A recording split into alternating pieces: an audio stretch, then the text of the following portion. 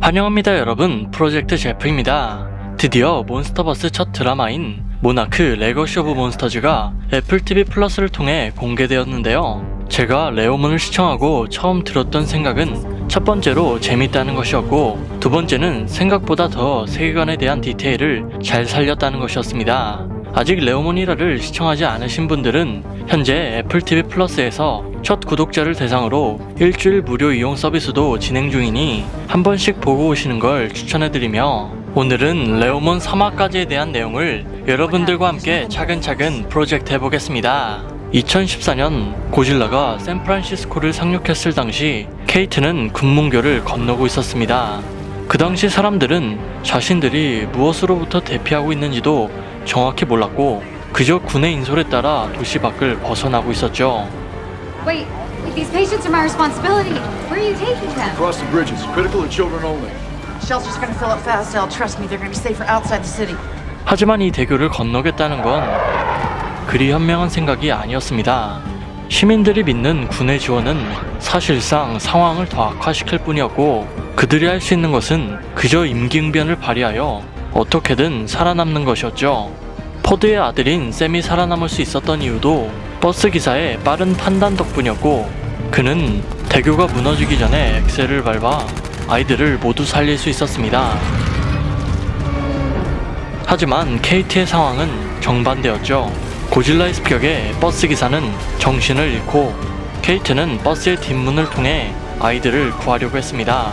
말도 안 되는 괴물의 자태에 놀랄 새도 없이 그녀는 최대한 아이들을 구출하기 시작했지만 그녀 홀로 모든 아이들을 구할 수는 없었죠. 그 일은 그녀에게 엄청난 트라우마를 안겨주었습니다. 그 이후로 세상은 샌프란시스코 습격 당시를 D-Day라고 칭하며 많은 것이 달라져 있었습니다. 미국과 먼 나라인 일본도 예외는 아니었죠. 케이트가 도쿄를 방문한 2015년, 그곳에선 혹시 모를 바이러스 감염을 대비하여 방역 작업을 하고 있었고, 고질라도 하나의 자연재해로 취급하여 재난 대피 시설이 마련되어 있었습니다. 이곳은 더 이상 우리가 알던 평범한 세상이 아니었죠. You certainly seem prepared here. The government is spending lots of money. Missiles, drones. 케이트가 일본을 방문한 이유는 사라진 아버지의 행방을 찾기 위해서였는데, 정작 그녀를 맞이한 것은 아버지의 불륜으로 탄생한 또 다른 가정이었습니다. 그곳에서 케이트는 이복 형제인 켄타로를 처음 만나게 되었죠. 충격적인 가족사도 가족사지만 그들은 아버지의 행방에 관해 서로 오해하던 것이 있었는데요. 켄타로는 아버지인 히로시 렌다가 샌프란시스코에서 죽었다고 생각했지만 사실 그는 D-Day 이후 케이트와 만난 적이 있었으며 그의 소식이 끊긴 곳은 바로 알래스카였죠. 켄타로는 오늘 처음 만난 이복 형제 케이트의 말을 온전히 믿을 수는 없었지만 아버지에게 비밀이 있다는 사실을 깨닫고 그녀와 함께 사무실을 방문했습니다. 그리고 사무실의 비밀 금고에서 할아버지의 가방을 발견하게 되었죠. 모나크의 로고가 박힌 이 가방에는 1970년대에 기록한 방대한 자료들이 담겨 있었는데 모두 할아버지가 남긴 데이터였습니다. 1973년 윌리엄 랜다는 스컬 아일랜드를 탐사하고 있었고, 일행들이 마더 롱레그와 싸우고 있는 틈을 타 그는 홀로 괴물에 대한 증거를 기록하고 있었죠. 하지만 그 사이 또 다른 마더 롱레그가 랜다를 발견하게 되고, 아주 무섭게 쫓아오는 거미 괴물을 피해 무작정 달려가던 그는 결국 벼랑 끝에 내몰리게 되었죠. 자신이 죽을지언정 증거까지 이룰 수 없던 랜다는 가방을 바다에 내던지고 마지막 순간을 기다리고 있었지만 갑자기 땅 밑에서 또 다른 존재가 모습을 드러내는데요. 이 생명체는 멘틀쿨러라는 이름의 타이탄으로 절지동물의 한 분류인 갑각류의 특징을 잘 지니고 있었죠. 멘틀쿨러는 마더 롱레그가 자신을 향해 돌진하는 줄 알고 덤비지만 마더 롱레그 입장에서는 아니 나 말고 네 뒤에 먹잇감을 보라며 호통치고 싶었을 겁니다. 아무튼 그들은 서로 뒤엉켜 바닷속으로 빠지게 되고, 랜다는 멘틀쿨러의 하드캐리로 인해 기적적으로 목숨을 부지할 수 있었죠. 그리고 랜다가 바다에 던진 가방은 40년이 지나 일본 어선에 의해 발견되었습니다. 아니 근데 이 가방은 방수 코팅을 얼마나 잘했길래 40년간 이렇게 내용물까지 멀쩡한지 저도 조만간 이 모나크 가방을 한번 마련해야 되겠네요. 아무튼 케이트가 모나크의 존재를 처음 알게 된 것은 G-데이 당시 도움을 요청하고 있을 때였습니다. 그러나 그들의 관심은 오직 고질라에게 있었죠. People were trapped dying, and these guys were taking pictures, running around like kids on a field trip, like they've been waiting for it. 그렇기 때문에 케이트는 모나크에 대한 인상이 좋을 수 없었고 아버지가 그런 모나크와 연관이 있다고 생각하자 의문은 더 커졌습니다. 물론 켄타로는 아버지의 물건을 함부로 열어보고 싶지 않았지만 이번 일을 도와주면 두 번 다시 자신 앞에 나타나지 않겠다는 케이트의 말에 협조하게 되는데요. 켄타로는 친구인 메이에게 비디오 해독을 부탁했죠. 예상했던 대로 파일은 암호화되어 있었지만 40년 전의 군사 암호는 현대의 암호 기술에 비하면 별거 아니었습니다. 하지만 모나크라는 기관은 자신들의 기밀 자료가 유출되는 걸 그냥 방치할 정도로 부실한 조직이 아니었죠. 그들이 해독 프로그램을 돌린 즉시 파일 안에 있던 인식 코드가 작동했고 모나크는 그들의 위치를 단번에 파악했습니다. 물론 이 사실을 알리 없었던 그들은 자료를 살펴보다가 할머니인 케이코 렌다의 사진을 목격하게 되는데요. 할머니가 이 모든 일에 연결되어 있다는 것도 그녀는 이번에 처음 알게 되었죠. 케이코는 1959년 카자흐스탄에서 남편인 렌다와 함께 괴물을 찾고 있었습니다. 그리고 그 부부 사이에는 그들을 지켜주는 육군중이 쇼도 있었죠. 높아지는 방사능 수치를 따라 그들은 버려진 한 발전소로 향하지만 이상하게도 그곳에 도착하자 방사능은 전혀 검출되지 않았는데요. 바로 방사능을 먹고 사는 녀석들 때문이었습니다. What? It's not like we haven't seen it before. These things think the A and A bomb stand for appetizer. 그런데 그 괴수들은 대체 어디에서 온 걸까요? 그곳은 바로 지구 깊은 곳에 존재하는 할로우어스였죠. 렌다는 사실 스컬 아일랜드에 가기 전부터 이미 할로우어스의 존재를 알고 있었습니다. It's called the Hollow Earth Theory. Randa hired me because I wrote a paper substantiating what most people think is a crackpot idea, that there are these massive underground spaces isolated from the surface world. Passageways. Randa believed this island may be one of those. An emergence point for whatever lives below. Ancient species like what we just saw. 렌다가 스컬 아일랜드에서 폭탄을 이용해 집안 아래 공간을 찾는 방식은 이전 경험에서 비롯된 노하우였죠. 게다가 그들은 폐허 중심부에서 새로운 형태의 무토까지 발견했는데요. 무토는 묘학인 거대 지상 생물체의 약자로 렌다가 직접 지어낸 용어였죠. We call them mutos for massive unidentified terrestrial organisms. I came up with that. 쇼는 내키지 않았지만 케이코와 함께 유전자 물질 표본을 채취하기 위해 저 아래로 내려가야 했습니다. 모든 일이 잘 풀린다면 정말 다행이었겠지만 아까 폭발로 인해 이미 집안이 많이 약해져 있었고 그들이 겪게 될 위기는 어쩌면 예견된 수순이었죠. 아래서 깨어난 무토는 엔도스워머라는 곤충명 생명체로 홀로 있으면 그다지 위력이 강하진 않지만 본능적으로 집단 사냥을 하던 그들은 먹잇감을 일단 포착하면 서로의 몸을 밟고 밟아 탑을 쌓을 정도로 무자비한 공격성을 지니고 있었습니다. 렌다와 쇼는 그녀를 구하기 위해 최선을 다하지만 징글징글하게 달라붙는 엔도스워머를 모두 죽이는 것은 역부족이었고 케이코는 결국 엔도스워머와 함께 지하 저편으로 사라져버렸죠. 상황은 물론 다르지만 케이트와 그들의 공통점은 괴물로부터 누군가를 잃었다는 것이고 살릴 수 있을 거란 믿음이 절망으로 변한 순간을 경험했다는 것입니다. 그리고 그날 그녀가 직접 마주한 것이 무엇인지 알았기 때문에 이런 허접한 지하철 대피소 따위로는 자신을 보호할 수 없다는 것도 깨달았죠. 켄타로는 G-데이 당시 그곳에 없어 그녀가 겪은 트라우마를 온전히 이해할 수는 없었지만 아버지에 대한 서운함은 공감할 수 있었습니다. 아버지가 불륜을 저질렀다는 사실도 화가 나는데 이 모든 일을 버리고도 가족들에게 수수께끼만 남긴 채 떠난 아버지가 정말 원망스러웠죠. 켄타로는 아버지의 물건들을 엎어버리고 사무실을 쑥대밭으로 만들었습니다. 그러다가 그는 아버지가 숨겨둔 또 하나의 파일을 발견하게 되는데요. 그 파일 안에는 젊은 시절 리삼촌의 입대 서류와 함께 1952년 필리핀에서 촬영한 의문의 필름이 들어있었습니다. 그렇다면 그의 필리핀에서는 무슨 일이 있었던 걸까요? 시간을 더 거슬러 올라간 1943년 미국의 해군 함정인 로타노가 무언가에 의해 침몰한 사건이 있었습니다. 그 배에 탑승했던 1000명의 승조원 중 살아남은 사람은 단 한 명뿐이었고 그 사람은 바로 윌리엄 랜다였죠. You heard of the USS Lawton? Neither did the public. Out of 1,000 young men on that ship, I was the only survivor.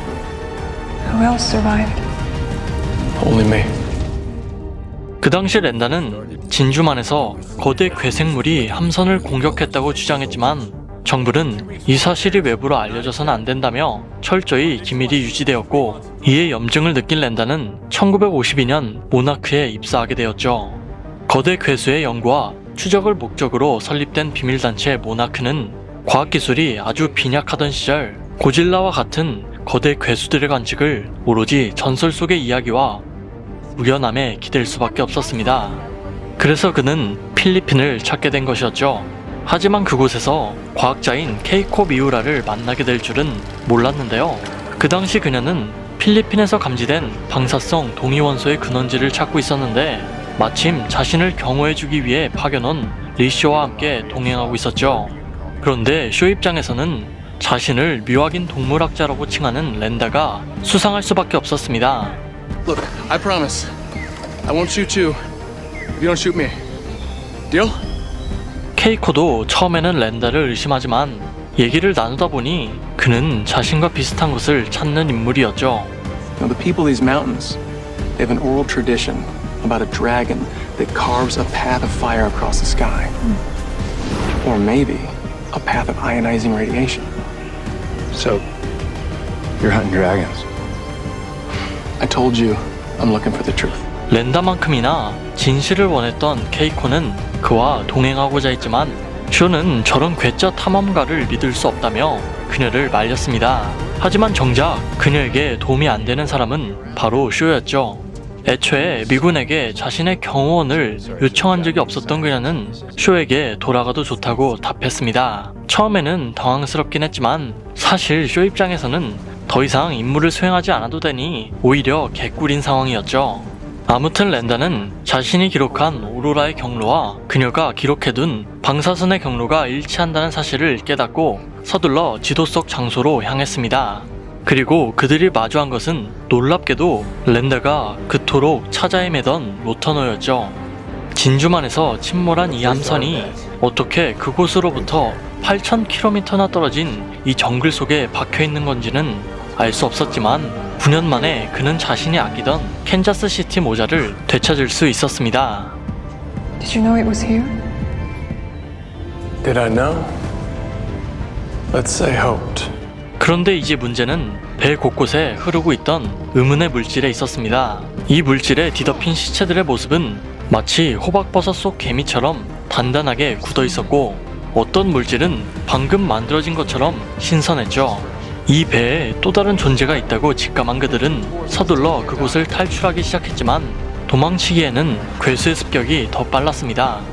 함선을 찢어버리는 커다란 발톱을 피하다 그만 랜다는 쇳덩어리에 깔리게 되고 케이코는 그를 구출하려고 시도하지만 혼자서는 역부족이었죠. 하지만 다행스럽게도 쇼가 제 시간에 도착해 주었는데요. 사실 그는 마을로 신나게 복귀하던 중 케이코가 말했던 이상 현상을 목격하게 되었고 다시 방향을 틀어 그들에게 향한 것이었죠. 아무튼 쇼의 도움으로 랜다는 그곳을 벗어날 수 있었습니다. 그들을 잡아먹으려는 이 날개 달린 괴수는 이온 드래곤이라는 타이탄으로 박쥐를 닮은 외형과 머리의 뿔 때문에 처음에는 스컬 아일랜드에 서식하는 카마조츠로 오해받기도 했었죠. 이온 드래곤은 하늘을 날 때 공기 중으로 방사성 이온을 방출하여 오로라 같은 현상을 만든다는 특징이 있었는데 수세기 전부터 반복되어 오던 이 패턴은 사실 이온 드래곤의 작품이었습니다. 또한 그는 체내에서 점성 진주층을 분비하는 특이한 능력을 지니고 있었는데 이 물질을 이용해 그는 사냥한 먹이를 몇 년 동안 완벽하게 보존할 수 있었습니다. 그래서 배 안의 시체들은 하나같이 부패되지 않고 신선하게 유지된 것이었죠. 그들은 이온 드래곤에게 잡혀 박제될 뻔했지만 괴수가 정말 이 세상에 존재한다는 사실에 자기도 모르게 웃음이 흘러나왔습니다. 이 3인방의 위험천만한 모험은 그렇게 시작된 것이었죠. 랜다가 기록한 비디오 테이프에는 진실이 담겨 있었고 큰 가치가 있는 모나크의 기밀 자료를 일반인들이 열었기 때문에 모나크는 움직여야 했습니다. 모나크의 일원인 팀은 신주쿠역까지 케이트를 미행했죠. 그가 원하던 것은 랜다의 파일을 돌려받는 것이었습니다. 하지만 그녀는 모나크를 믿을 수 없었는데 이런 말을 한 사람이라면 더더욱 그랬죠. Young woman abroad runs into a strange man at the train station. The next thing you know, you're buried alive in a coffin somewhere. 그녀는 전화를 핑계로 도망을 시도했지만 저 만치서 미리 대기하고 있던 듀발에게 붙잡혀 강제로 차에 탑승했습니다. 그리고 목적지를 보여줄 수 없다며 그녀에게 검은 복면을 씌우는데요. 문제는 G-Day 당시 있었던 케이트의 트라우마가 다시 살아났다는 것이죠. 팀은 그녀를 안심시키지만 숨을 쉴 수가 없었던 케이트는 발버둥 치다 그만 운전석에 있던 듀발을 발로 차게 되고 방향을 잃은 승용차는 그대로 전복되고 말죠. 케이트는 본능적으로 그곳을 도망쳐 경찰서로 향하지만 경찰은 신분증도 여권도 없는 이 외국인의 말을 무작정 믿기 힘들었습니다. 결국 그녀는 파일을 가지고 있던 메일을 찾아갔죠. 하지만 모나크는 이미 그곳을 수색하고 있었습니다. 그런데 여기서 이상한 점은 그들은 이 파일 안에 들어있는 게 무엇인지 정확히 모른다는 것이었죠. 그렇다면 그들은 왜 이렇게 이 파일에 대해 집착했던 걸까요? 확실한 건 이 일에 대해 팀은 자기 상관에게 보고도 없이 움직였다는 것이죠. 그들은 켄타로의 집까지 쳐들어가서 그를 협박했습니다. So what do you want? I want Bill Randa's files. No, you need to leave. Now, you need to hand over those files. Otherwise, you, your friends, and your mother are going to be in a lot of trouble. 강압적인 분위기 속에서 위기를 직감한 어머니는 아들 손에 리삼촌의 사진을 지어주며 도망칠 시간을 벌어주었죠. 그들로부터 무사히 도망친 그는 메이의 문자를 받고 아지트로 향했습니다. 그곳에 도착한 그는 혼란스러워하는 이들을 데리고 자신이 어디로 가야 할지 이미 알고 있었죠. 아버지의 서류에서 본 후바타 쉼터, 그곳은 리삼촌이 생활 중인 양로시설이었습니다. 쇼는 켄타로의 이름을 듣자마자 히로시의 아들이라는 것을 단번에 알아차렸지만 케이트의 이름을 들었을 때는 오히려 당황했는데요. 그는 히로시에게 딸이 있었는지 전혀 몰랐기 때문이죠. 하지만 쇼는 이 모든 일이 히로시와 관련이 있다는 것을 깨닫고는 행동을 빠르게 했습니다.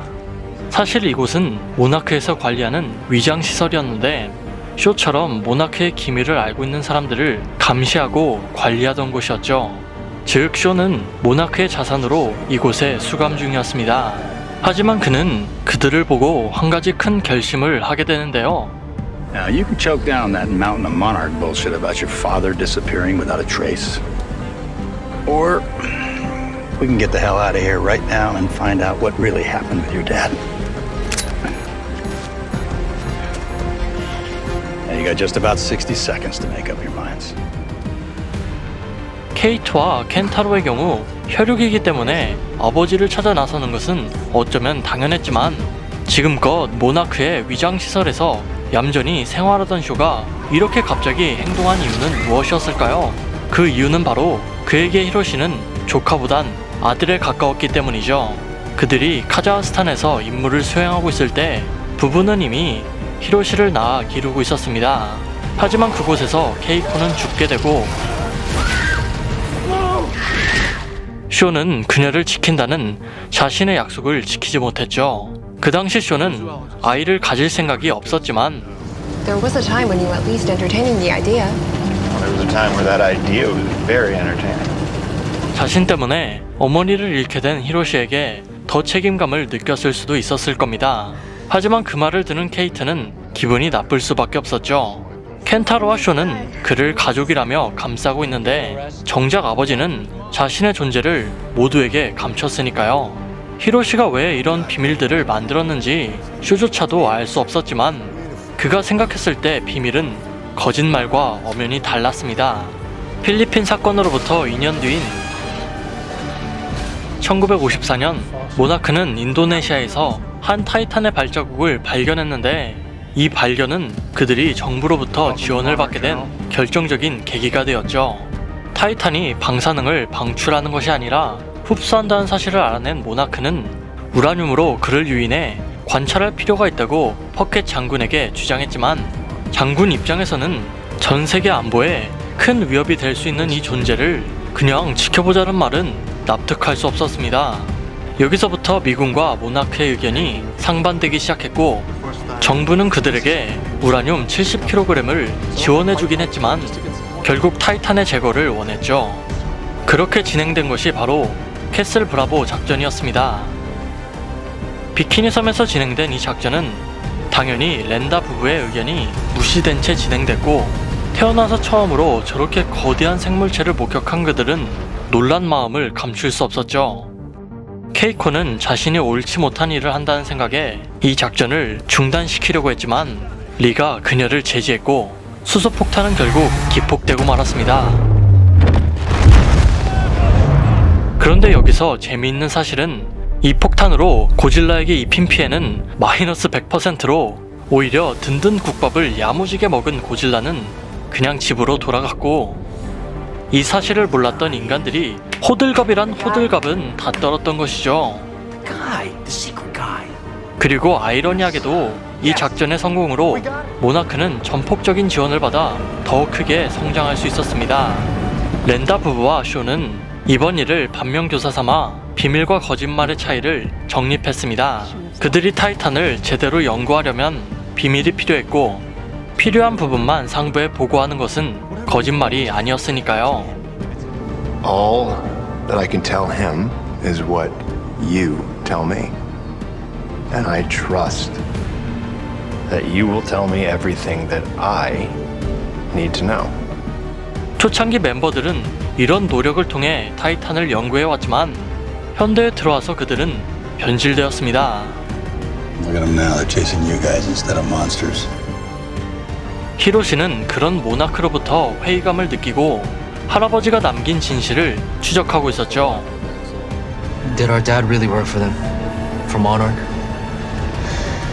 It is your family business. 하지만 이 말이 케이트에게는 가족에 얽힌 저주처럼 느껴졌고, 특히 켄타로는 알래스카가 아닌 한국으로 가려는 그의 계획에 대해 불신했죠. 하지만 여권도 없는 이 상황에서 모나크에게 잡히지 않고 알래스카로 가려면 조력자의 도움이 필요했습니다. There's someone in Pohang we need. He's an old friend of mine. Might be the last friend I have left. 그 친구는 바로 두오였죠. 한국 특공대 출신인 두오는 쇼가 입국 심사대에 들어올 때부터 이미 그를 지켜보고 있었고, 그들의 작전은 생각보다 간단했습니다. 쇼가 직원들에게 의심을 받아 뒷문으로 끌려 나오면 뒤따라 나온 두오가 상황을 지켜보다가 적절한 타이밍에 그들의 탈출을 도와주는 것이었죠. 쇼는 친구에게 부탁한 대로 당연히 제트기를 타고 갈 줄 알았지만 정작 그들이 마주한 것은 아주 위태로워 보이는 구식 경비행기였습니다. 물론 진정한 장인은 장비를 탓하지 않는 법. 이미 여기에는 훌륭한 조종 능력을 갖춘 인물이 2명이나 있었고, 쇼는 두오조차 하지 못하는 고난이도 비행까지 선보일 수 있었죠. 아무튼 그들은 히로시가 탔던 비행기의 항공편과 할아버지의 파일에 기록된 장소로부터 단서를 얻어 알래스카의 북부 도시인 베로 쪽으로 향했고, 무사히 착륙 장소에 도착한 그들이 처음으로 목격한 것은 바로 아버지가 탔던 것으로 추정된 비행기의 잔해였습니다. 케이트는 혹여나 아버지의 사체를 보게 될까봐 그곳에 다가서지 못했지만 다행스럽게도 아버지의 시체는 그곳에 없었고, 베이스 캠프 곳곳에서 발견된 아버지의 흔적들은 He sharpened them with the penknife that he carried. Left the shavings everywhere. 처음으로 케이트와 켄타로를 안심하게 만들었죠. 하지만 그 안심이 오래 지속되지는 않았는데요. 캠프 밖에서 홀로 사고 현장을 조사하던 두오가 이상한 점을 발견했기 때문이죠.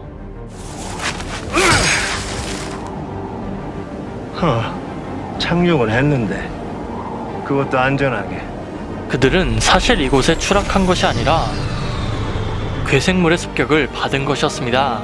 위험을 직감한 두오는 재빨리 일행들을 부르며 비행기에 올라타라고 소리쳤죠. 하지만 그런 성급한 행동은 오히려 땅속에 잠들어 있던 괴수를 더 자극하는 꼴이었습니다. 땅 밑에서 갑자기 튀어나온 이 괴수의 이름은 프로스트 바크라는 타이탄으로 별코 두더지를 닮은 외형과 더불어 천상갑을 보는 듯이 바깥쪽으로 겹겹이 쌓인 외골격이 참 인상적이었는데요. 그는 두더지의 손과 유사한 단단한 발톱으로 다양한 지하 지형을 쉽게 통과할 수 있었으며 대형 항공기도 단번에 무력화시킬 정도로 강력했죠.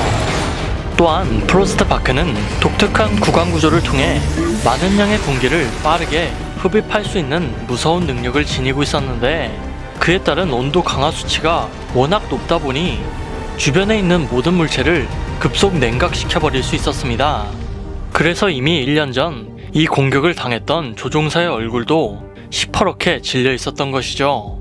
유일하게 남은 쇼의 친구도 사망하고 비행기도 파괴된 지금, 그들은 과연 이 위기를 어떻게 극복해 나갈 수 있을까요?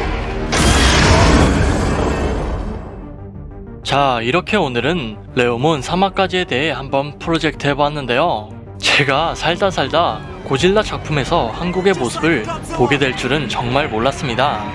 물론 레오몬 인트로에서도 한글이 나오고 일본 씬에서도 한글이 보여서 은근히 기대는 하고 있었지만, 정말 드라마에서 포항에다가 한국인 캐릭터까지 조력자로 나올 줄이야. 물론 2015년 당시의 한국을 무슨 북한처럼 묘사해 놓은 것은 이게 맞나 싶긴 했지만, 와, 그래도 나온 게 어디인가 싶네요. 프로스트 바크와 싸우다 장렬히 전사한 두오 씨의 희생을 역시 기억해야겠죠. 여러분의 생각은 어떠신가요? 여러분의 의견을 댓글로 알려주세요.